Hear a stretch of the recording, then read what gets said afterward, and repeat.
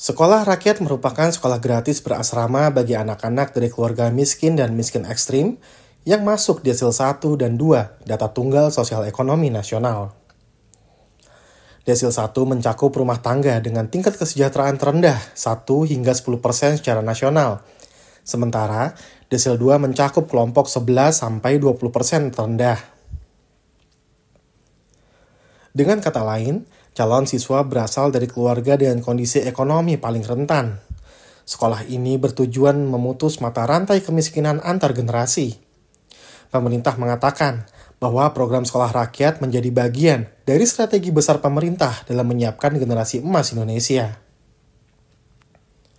Namun, status ekonomi bukan satu-satunya syarat. Pendaftaran juga akan melalui proses seleksi bertahap. Verifikasi ekonomi menjadi tahap awal yang memastikan bahwa calon siswa memang berasal dari keluarga miskin. Setelah itu, mereka harus mengikuti tes akademik untuk mengukur kesiapan dan kemampuan belajar. Sekolah rakyat akan dibuka untuk jenjang SD, SMP, dan SMA dengan konsep boarding school atau sekolah berasrama. Kurikulumnya mengacu pada standar pendidikan nasional, tetapi dengan tambahan pelajaran khusus yang menitik beratkan pada penguatan karakter, kepemimpinan, nasionalisme, dan keterampilan. Seluruh biaya pendidikan ditanggung oleh negara.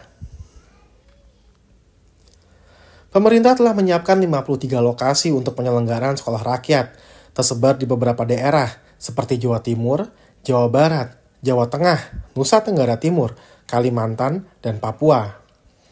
Fasilitasnya mencakup asrama, ruang kelas, tempat ibadah, kantin, dan sarana olahraga, memastikan siswa mendapatkan lingkungan belajar yang nyaman dan mendukung.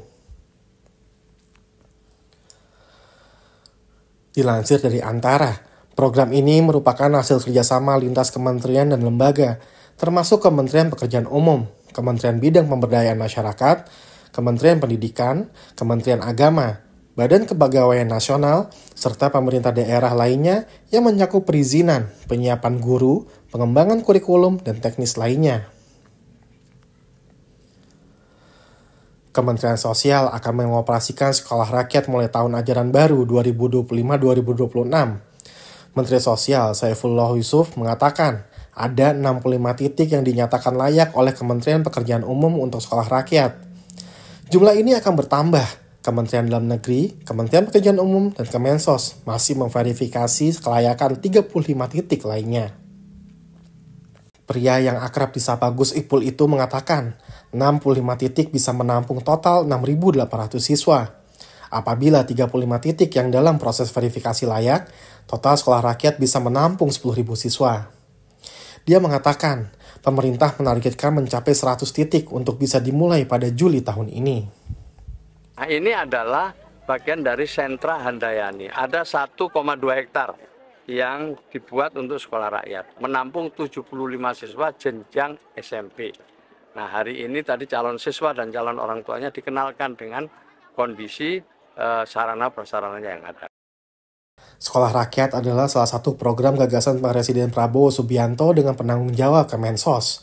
Tujuan utamanya menyediakan pendidikan gratis dan berkualitas bagi anak-anak yang berasal dari keluarga tidak mampu guna memutus mata rantai kemiskinan.